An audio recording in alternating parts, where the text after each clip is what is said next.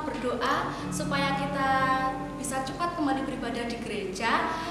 Tapi hari ini kita mau tetap ibadah dulu meskipun masih secara online, tapi saya percaya kita semua masih tetap semangat di dalam Tuhan. Kita semua tetap bersuka cita. Kita mau angkat satu pujian, Sungguh Kau Mempesona.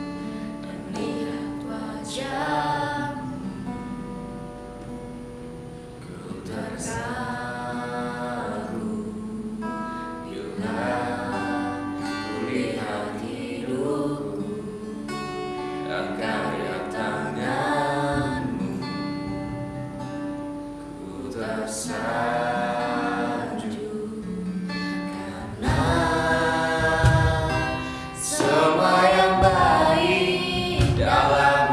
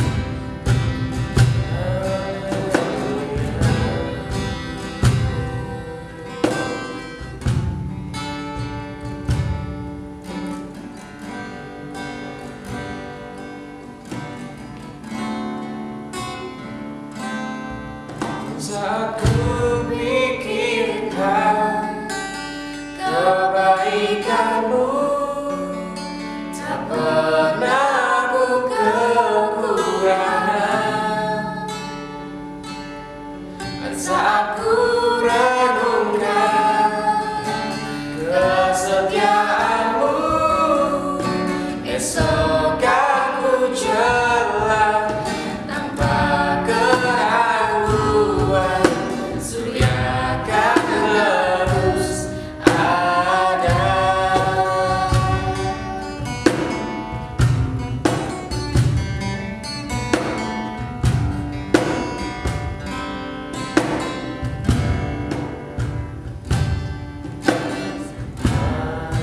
Mataku memandang keajaiban karya-Mu.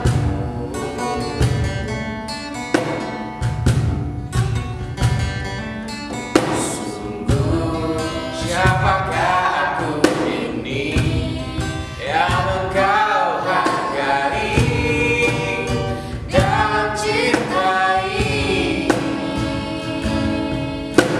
Selalu saat ku pikirkan kebaikan-Mu, tak pernah ku kekurangan. Saat ku renungkan kesetiaan-Mu, esok kan ku jalan tanpa keraguan. Surya kan terus ada.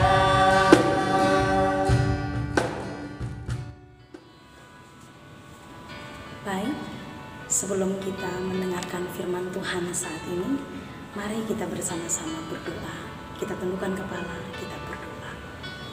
Bapa dalam surga, kepala kami tertunduk, tapi hati kami terangkat kepada surga. Kami percaya Engkau Tuhan mendengar doa kami. Pada waktu kami menyediakan hati dan telinga kami mendengarkan firman Tuhan, akan ada hikmat dan tuntunan ilahi bagi kami. Kami siap mendengarkan firman Tuhan berbicara kepada kami semua. Dalam nama Yesus kami berdoa. Amin. Shalom kepada semua keluarga besar Hosanna Youth Family yang ada di Solo. Salam dari Kupang. Saya percaya sekalipun kita berjauhan, tapi Allah kita tidak terbatas. Kasih-Nya sanggup menjangkau semua youth yang luar biasa yang ada di Solo dan juga yang ada di Kupang. Perkenalkan, saya Candi dan saya sangat bersuka cita hari ini kita bisa bersama-sama belajar firman Tuhan. Baik, para pemuda yang luar biasa, saya ingin mengawali renungan pada saat ini tentang sebuah kebutuhan besar dalam diri manusia. Kebutuhan yang sangat dibutuhkan oleh manusia, di mana manusia yang namanya entah dia orang besar, entah dia anak kecil, apalagi dia anak muda, dia akan berusaha untuk memenuhi kebutuhan besar ini. Dan kebutuhan ini dikemukakan oleh salah satu teoretikus berasal dari Amerika, psikolog yang cukup terkenal dengan teorinya, dan tokoh ini bernama Abraham Maslow. Dan kalau saya sebut nama ini mungkin semua kita tahu di mana dia terkenal dengan teorinya, yaitu 7 hierarki kebutuhan dasar manusia. Dan yang ingin saya sampaikan, kebutuhan itu salah satunya yang ingin saya sampaikan hari ini berkaitan dengan kebutuhan rasa aman. Manusia, yang namanya manusia, entah dia seorang besar, seorang kecil, anak muda, butuh rasa aman. Engkau dan saya butuh rasa aman. Bukan hanya bicara tentang rasa aman secara fisik, di mana kita butuh rumah yang aman, tempat yang aman, tapi kita juga butuh rasa aman secara mental. Secara mentalitas, kita punya kebutuhan rasa aman. Ya, mentalitas itu bicara tentang ketakutan, keraguan, ketidakyakinan, kegentaran, apalagi semua hal yang berkaitan dengan psikis. Bahwa pada waktu seseorang merasa tidak aman, mungkin dia galau, mungkin dia merasa ragu, mungkin dia merasa tidak yakin. Pada saat itu dia akan sulit berinteraksi secara sosial dengan orang lain. Sederhananya begini, seseorang yang tidak merasa aman di dalam dirinya, dia tidak mampu untuk menghargai orang lain dengan baik. Kita akan melihat seseorang yang tidak mampu menghargai, seseorang yang tidak mampu untuk mengasihi, saya berani jamin bahwa dia tidak rasa aman di dalam dirinya. Bahwa kebutuhan untuk rasa aman di dalam dirinya itu tidak benar-benar terpenuhi. Nah, di sini akhirnya saya mulai merenungkan bahwa begini, setiap manusia, apalagi kita pemuda, pada waktu kita merasa tidak aman, kita akan berusaha mencari tempat aman. Tapi semua yang kita cari, rasa aman kita menurut manusia, usaha manusia, selalu mendatangkan keraguan. Contoh yang sederhana seperti ini, teman-teman semuanya. Seseorang yang merasa bahwa uang itu akan memberikan dia kenyamanan, pada waktu dia sudah memiliki semuanya, ada banyak orang yang kaya raya, tapi justru dia tidak aman. Banyak ketakutan, takut kekayaannya diambil. Bahkan ada yang sampai bunuh diri. Ada yang merasa bahwa dia cantik, ganteng, rasanya itu cukup untuk membuat dia rasa aman. Tapi faktanya banyak juga yang bunuh diri. Entah itu uang, entah itu bicara tentang ketampanan, kegantengan, atau mungkin hal-hal yang mungkin merasa dalam diri manusia merasa bahwa itu cukup bagi dia, tapi faktanya usaha untuk memenuhi rasa amannya itu selalu tidak dia rasa cukup, tidak merasa cukup. Nah, dari sini saya teringat satu contoh cerita di Alkitab. Itu adalah tokoh Alkitab yang sangat terkenal. Dia merupakan raja yang juga terkenal di dalam kepemimpinannya. Tapi menarik, ada satu ayat yang menceritakan bahwa di dalam kepemimpinannya dia tidak menaruh rasa amannya kepada Tuhan, tapi justru kepada baju perang. Nah, kita akan buka sama-sama, mari para pemuda yang luar biasa, kita akan buka di dalam 1 Samuel pasal yang ke-38, dan mari kita akan baca sama-sama. 1 Samuel pasal yang ke-17 ayat yang ke-38. Sekali lagi, 1 Samuel pasal yang ke-17 ayat yang ke-38, saya akan baca buat kita. Lalu Saul mengenakan baju perangnya kepada Daud Ditaruhnya ketopong tembaga di kepalanya dan dikenakannya baju sirah kepadanya. Baik, ayat ini sepertinya terlintas begitu saja. Tapi saya menemukan satu hal di sini, para pemuda yang luar biasa. Kisah ini ada di dalam kisah di mana Daud dan Saul dan semua tentara-tentara Israel sedang menghadapi yang namanya Goliat.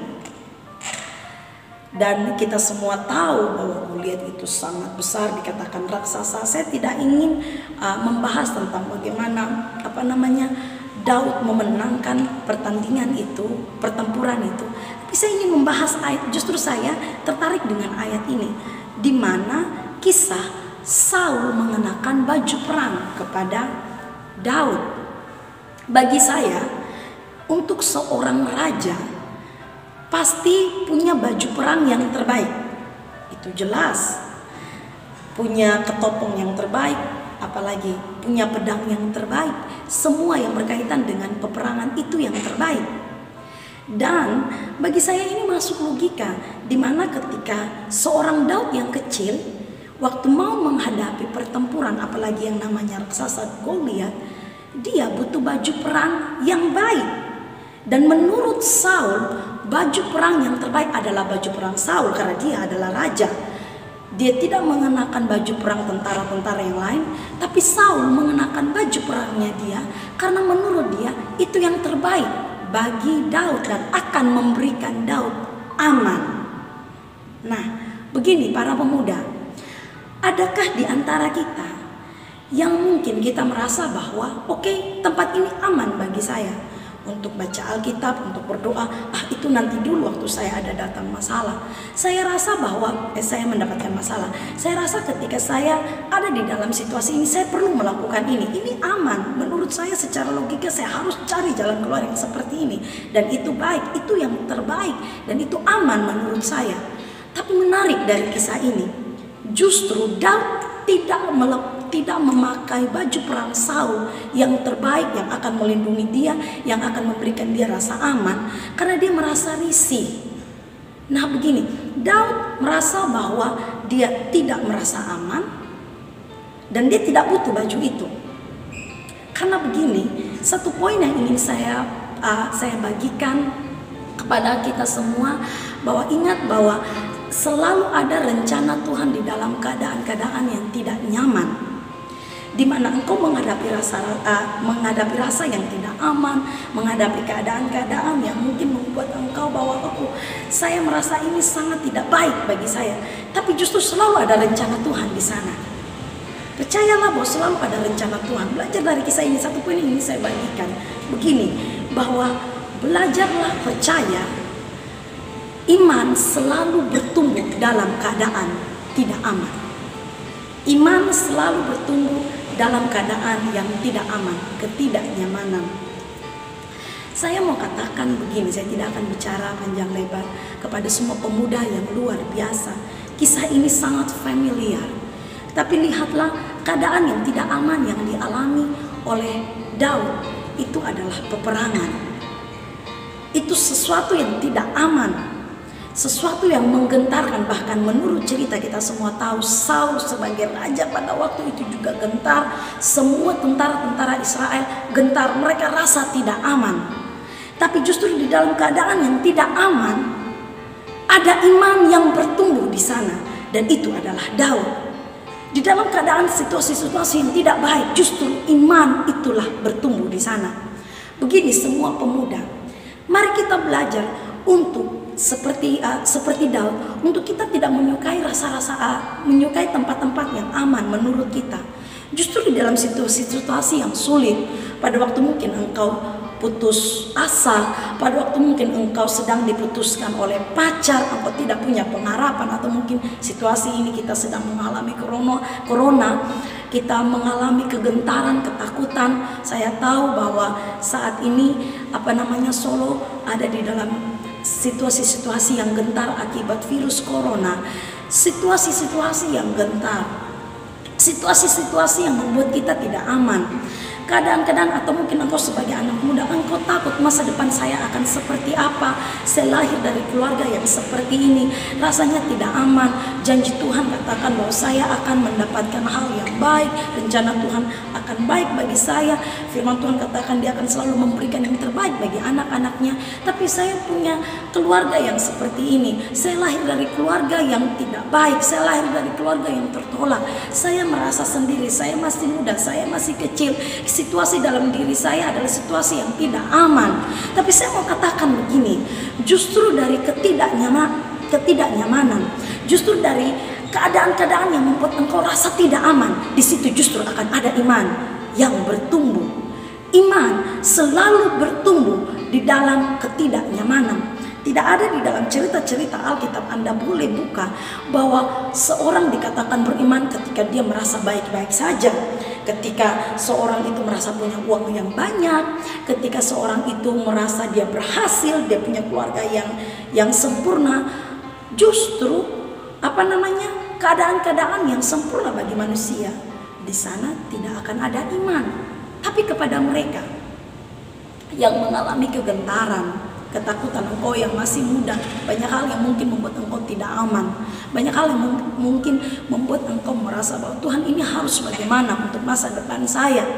Di dalam situasi-situasi yang tidak aman, di dalam situasi-situasi yang tidak baik, pada waktu engkau bergantung kepada Tuhan, di situ imanmu bertumbuh. Seperti Daud, dia masih kecil, dia mungkin masih muda, dia menghadapi situasi yang sangat besar. Dia tidak mengenakan baju perang yang mungkin menurut Saul itu terbaik. Dia tidak bergantung, dia tidak tergantung kepada itu, karena dia tahu bahwa waktu dia bergantung kepada usaha manusia, dia tidak akan berhasil. Tapi waktu dia bergantung kepada Allah, dia pasti aman. Begini kaum muda yang luar biasa, kita semua yang mendengar cerita firman Tuhan ini, mari kita belajar untuk menyukai rasa tidak aman. Belajarlah melihat pada waktu situasi-situasi yang tidak baik engkau hadapi, justru di situ Tuhan sedang menguji imanmu. Waktu semuanya ada, waktu engkau punya uang yang banyak, engkau punya keluarga yang sempurna, engkau berhasil, engkau punya prestasi, engkau cantik, engkau ganteng, dan semuanya sempurna. Waktu engkau katakan Tuhan baik, itu biasa. Tapi pada waktu engkau tidak punya apa-apa, waktu engkau merasa bahwa saya orang yang kecil, saya anak muda yang kecil, saya lahir dari keluarga yang berantakan, engkau merasa bahwa masa depan saya tidak ada, engkau merasa bahwa saya punya banyak kekurangan, saya tidak pede, saya begini dan begitu, engkau merasa bahwa lingkunganmu tidak mendukung engkau merasa tidak aman, dan bagaimana saya percaya Tuhan dalam situasi ini. Justru dalam keadaan itu dan engkau katakan, Tuhan engkau baik, oh Tuhan saya percaya engkau menyertai saya dalam masa muda saya tidak peduli keadaan-keadaan yang tidak baik itu terjadi bagi saya, tapi saya masih punya Tuhan yang akan memberikan saya rasa aman, bukan sekedar rasa aman, tapi Dia akan memberikan saya kemenangan. Waktu engkau percaya akan hal itu, maka itu akan terjadi. Saya punya prinsip begini, para anak muda yang luar biasa, bahwa iman itu akan teruji dalam masa-masa sulit. Masa-masa sulit itu seperti apa? Seperti mungkin engkau tidak punya uang. Masa-masa sulit itu seperti apa? Seperti mungkin engkau merasa tidak pede. Masa sulit engkau tidak seperti orang lain yang mungkin berhasil, yang mungkin dia lebih baik daripada engkau. Masa-masa sulit yang mungkin engkau merasa bahwa saya orang yang paling terpuruk di dunia. Rasanya untuk diperhatikan orang lain, rasanya saya bukan orang yang terlalu spesial. Saya bukan orang dengan kehidupan yang terlahir dari orang tua yang punya martabat, punya pendidikan yang baik, atau mungkin punya posisi yang baik. Saya tidak seperti orang lain, saya biasa-biasa saja. Tapi justru dalam keadaan-keadaan yang seperti itu, orang yang merasa kecil, ingat Yesus lahir di kandang Bethlehem, tempat-tempat yang tidak terlihat, orang-orang yang tidak terlihat. Engkau yang merasa masih muda, yang masih kecil, engkau tidak bisa melakukan banyak hal seperti orang lain. Disitulah Yesus lahir, disitulah Tuhan akan memakai engkau. Semakin engkau merasa tidak aman, semakin Tuhan akan menunjukkan kuasanya bagimu. Justru di dalam lembah-lembah kekelaman, justru di dalam keadaan-keadaan yang engkau merasa tidak aman, Yesus ada di sana. Yesus menjamin kemenangan. Seperti Daud, pada waktu dia merasa tidak aman, pada waktu dia merasa bahwa situasi ini tidak baik bagi dia dan Raja Saul dan juga orang-orang Israel, pada waktu itulah imannya dia bertumbuh. Dia katakan bahwa, hei Goliat, engkau datang kepada saya dengan lembing, dengan baju perang yang terbaik, mungkin dengan tombak yang terbaik, perisai yang terbaik. Tapi saya datang kepada engkau dengan nama Tuhan. Saya tahu bahwa nama Tuhan nama yang besar. Nama Tuhan bukan sekedar nama begitu saja. Saya datang dengan nama Tuhan. Saya datang dengan pemilik semesta alam yang memiliki surga dan neraka, yang memiliki bumi ini, yang memiliki hidup dan mati. Dan waktu saya datang bersama Tuhan, otomatis Anda pasti kalah. Daud mengatakan itu kepada Goliat. Ada iman yang bertumbuh di sana. Mari semua pemuda yang luar biasa. Saya tidak tahu situasimu. Saya tidak tahu bagaimana keadaanmu saat ini. Adakah engkau ada di dalam ketidakamanan? Engkau rasa bahwa saya rasa sendiri, atau engkau lahir dari keluarga yang seperti ini dan ini, keluarga yang kecil, atau mungkin engkau merasa bahwa saya tidak punya masa depan, saya sudah gagal, atau mungkin engkau merasa kecewa dengan keadaan. Ingatlah, Allah memberikan rasa aman yang terbaik bagimu. Ada iman yang bertumbuh dalam keadaan-keadaan yang tidak aman. Waktu engkau menghadapi situasi yang sulit dan engkau tetap mengatakan, engkau baik kepada saya Tuhan, engkau tetap menyertai saya. Saya gagal, Tuhan katakan saya punya masa depan yang terbaik. Saya dipermalukan, tapi Tuhan katakan, Tuhan terima saya anaknya. Dan dia menyediakan kepada saya rancangan-rancangan yang penuh dengan damai sejahtera, dan bukan rancangan kecelakaan. Waktu engkau percaya demikian, Allah akan melakukannya itu bagimu. Saya ingin memberikan kesaksian para pemuda yang luar biasa. Pada waktu saya merintis anak-anak non-Kristen di Bali, saya teringat pada waktu itu saya masih muda, saya merasa kecil. Ya, saya baru turun waktu saya merintis anak-anak non-Kristen ya. Waktu itu saya ada di Bali dan saya hampir 1 tahun kalau tidak salah. Waktu saya sedang melakukan perintisan, kami di One Hope Indonesia. Nah, waktu itu tiba-tiba ada teman-teman dari saya lupa nama tempatnya, mereka telepon, mereka pemain musik yang luar biasa, mereka sedang melakukan lomba sebali, lomba jazz lah kalau begitu. Mereka telepon dan mereka bilang, Kak Candi, bolehkah kakak bimbing kami untuk kami mengikuti lomba ini. Nah, jujur teman-teman, waktu itu saya belum sekolah, waktu itu saya belum tahu jelas belum tahu jelas not balok lah, saya belum tahu apa kunci yang benar, saya tidak terlalu paham. Tapi memang saya dari dulu terlahir dari keluarga hamba Tuhan, saya melayani, tapi ya otodidak ya, belajar begitu saja.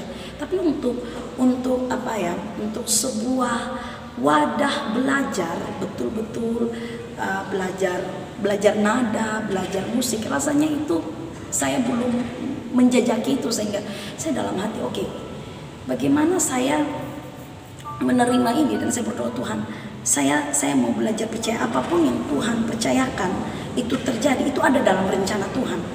Ini rasanya tidak aman karena tim yang minta kepada saya untuk saya latih mereka adalah tim-tim yang hebat, dan mereka melawan tim-tim yang ada di Bali itu anak-anaknya yang hebat juga.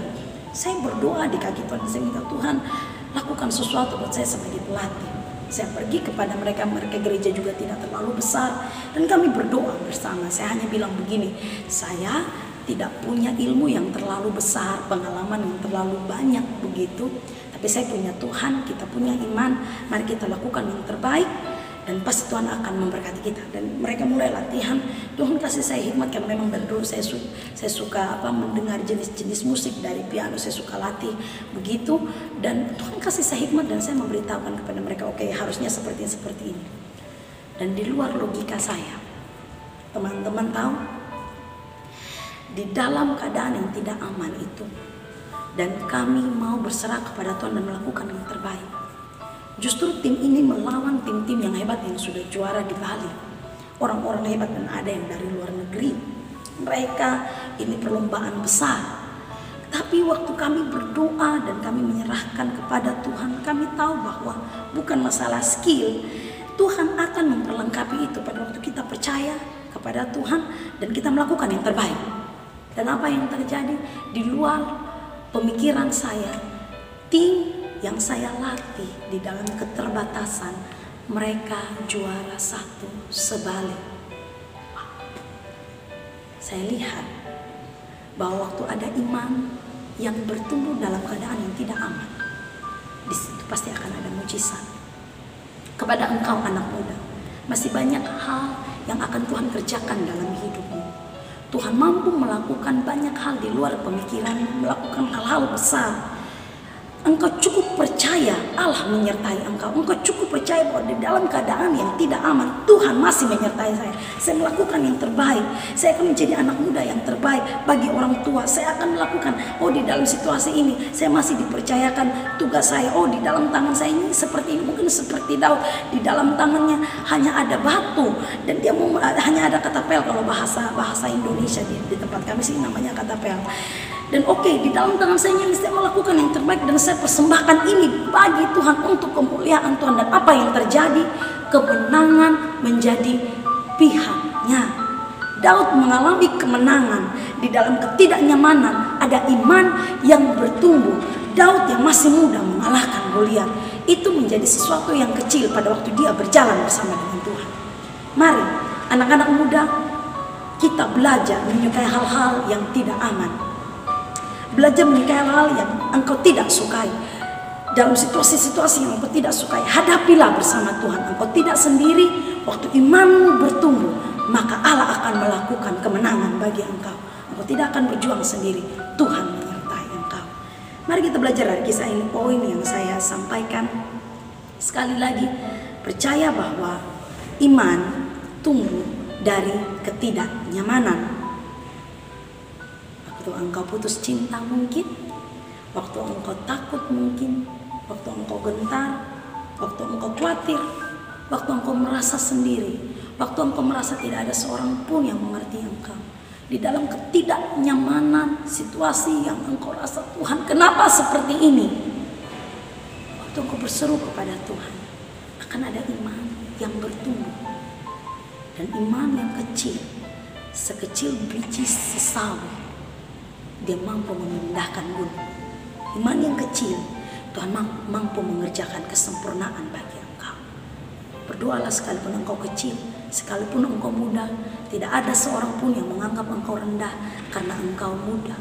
Orang akan melihat ada iman-iman yang bertumbuh. Orang akan melihat dari seorang yang muda ada iman yang kuat.